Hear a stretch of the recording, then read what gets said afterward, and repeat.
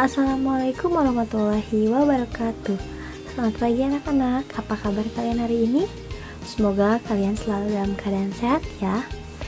Baik anak-anak, hari ini kita kembali lagi bertatap maya dalam mata pelajaran Bahasa Indonesia dengan Ibu Ina Tuting Amalia. Hari ini kita akan melanjutkan pembahasan mengenai materi di minggu yang lalu. Akan tetapi, sebelum kita melanjutkan pembahasan materi, alangkah lebih baik kita berdoa terlebih dahulu. Baik, berdoa sesuai dengan kepercayaan masing-masing dimulai.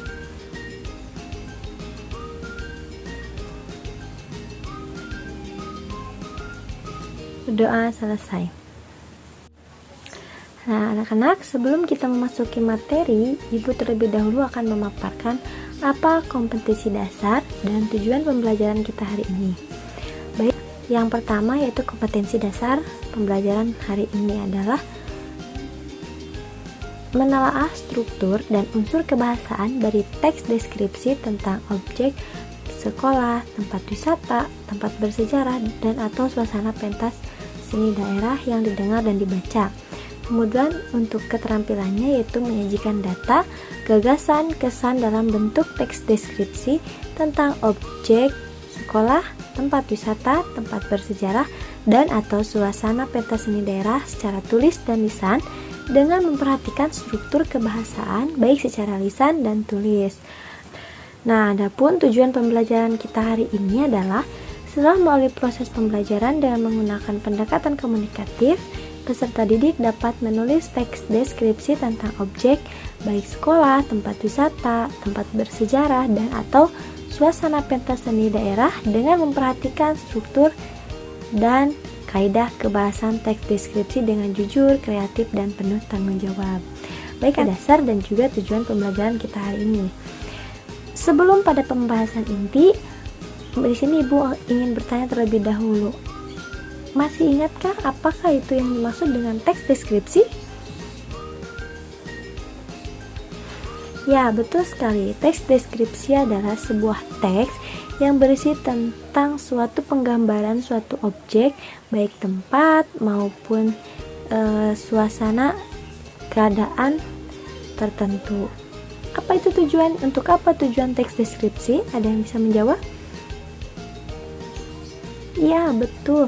Tujuan teks deskripsi sesuai dengan pengertiannya yaitu untuk mendeskripsikan atau menggambarkan suatu objek. Nah, jadi masih ingat ya kalian apa yang dimaksud dengan teks deskripsi dan apa tujuannya teks deskripsi tersebut. Nah, hari ini Ibu akan sedikit mengulas mengenai struktur dan juga kaidah kebahasaan dalam suatu teks deskripsi. Apa saja strukturnya kita akan bahas hari ini. Akan tetapi sebelum Ibu membahas atau Ibu mengulang, apakah di sini ada yang mengetahui apa saja struktur teks deskripsi? Ada berapa? Ya, betul sekali. Struktur teks deskripsi ada 3 bagian. Yang pertama yaitu identifikasi, yang kedua deskripsi, dan yang terakhir yaitu penutup atau kesimpulan. Apa itu identifikasi? Identifikasi adalah tahapan awal yang berisi gambaran umum terhadap sesuatu objek yang ingin disampaikan oleh penulis. Misalnya, mencari objek berdasarkan lokasi, sejarah, makna nama, dan pernyataan umum.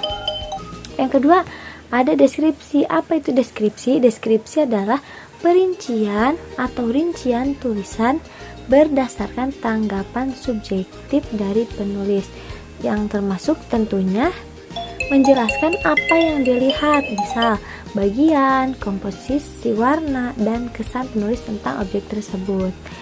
Dan yang terakhir ada kesimpulan. Kesimpulan berisi kesan umum penulis pada objek yang dideskripsikan. Biasanya kesimpulan ini boleh ada, boleh tidak dalam suatu teks deskripsi.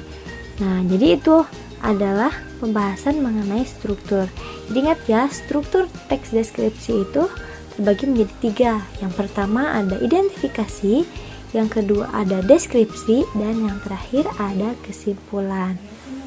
Baik, selanjutnya yaitu pembahasan tentang kaidah kebahasaan dalam teks deskripsi. Apa saja? Yang pertama yaitu penggunaan kalimat perincian untuk mengkonkretkan.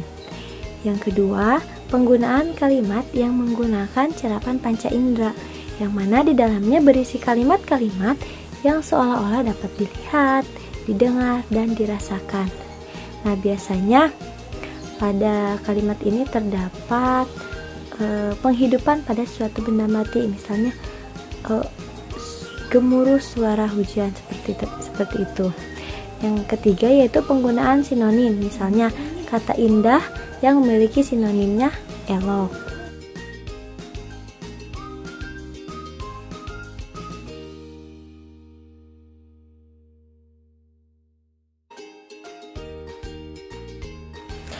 Nah, yang keempat yaitu penggunaan kata depan seperti di, ke, dari, kemudian pada, dan lain-lain.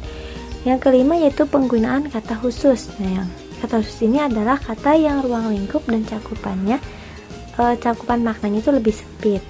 Yang keenam, penggunaan kata depan di dan huruf kapital.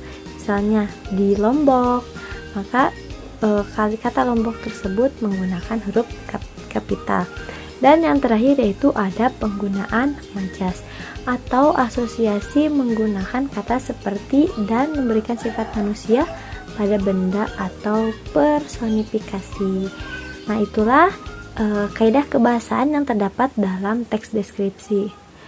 Nah, sebelum dilanjut pada materi selanjutnya, di sini Ibu ingin kalian menyimak terlebih dahulu video berikut ini. Pantai Senggigi. Pantai Senggigi adalah tempat pariwisata yang terkenal di Lombok. Letaknya di sebelah barat pesisir Pulau Lombok. Pantai Senggigi memang tidak sebesar Pantai Kuta di Bali.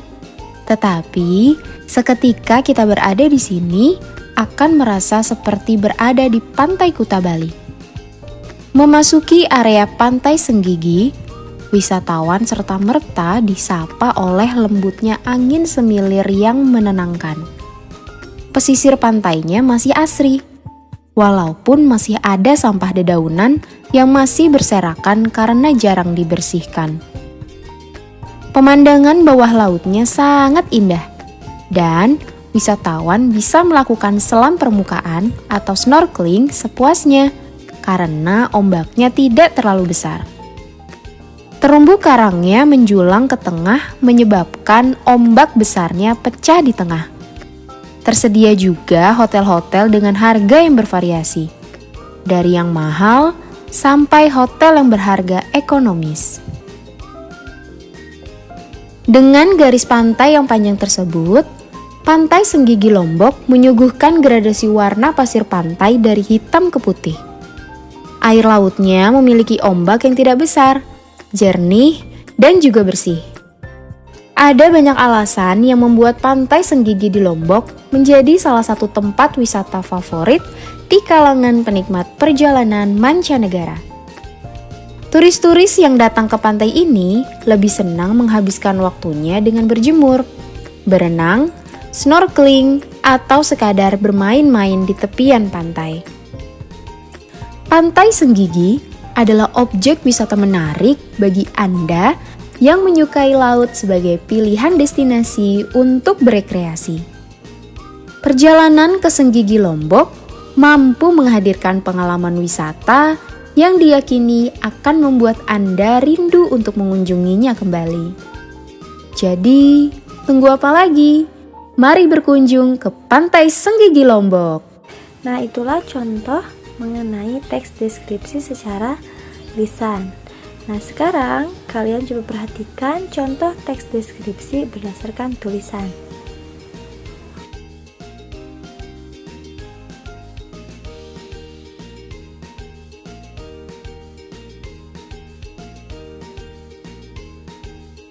Nah, dalam video tadi tentunya memiliki struktur dan kaidah kebahasaan yang terdapat dalam teks deskripsi tersebut.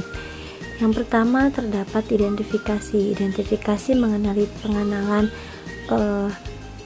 di mana letak Gunung Senggigi, kemudian bagaimana keadaannya, kemudian bagaimana kondisi di sana dan lain sebagainya.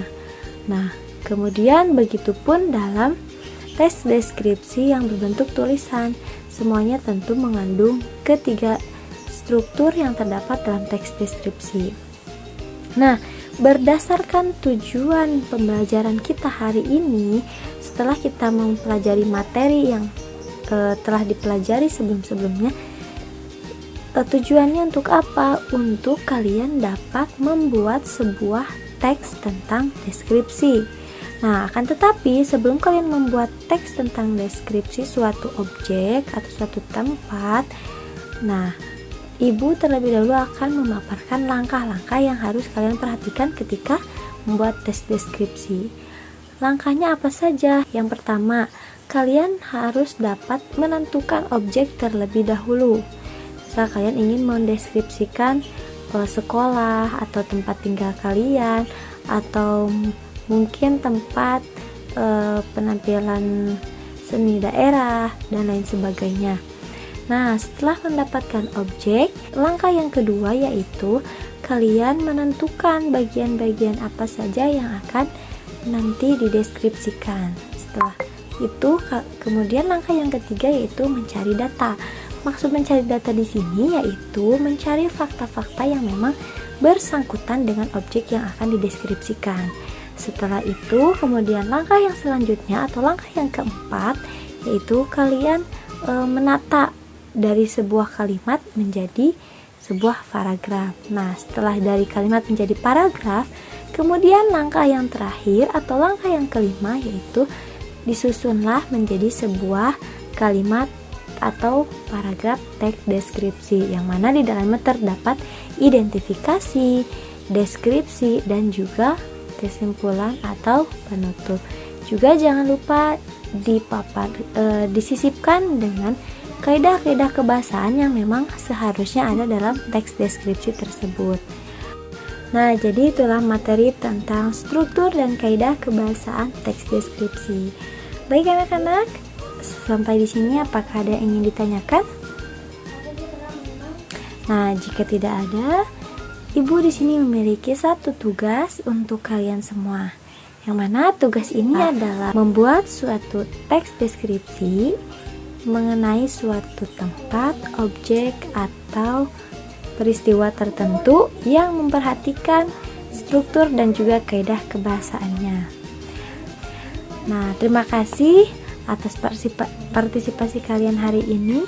Semoga kalian selalu tetap sehat dan juga tetap semangat dalam belajar.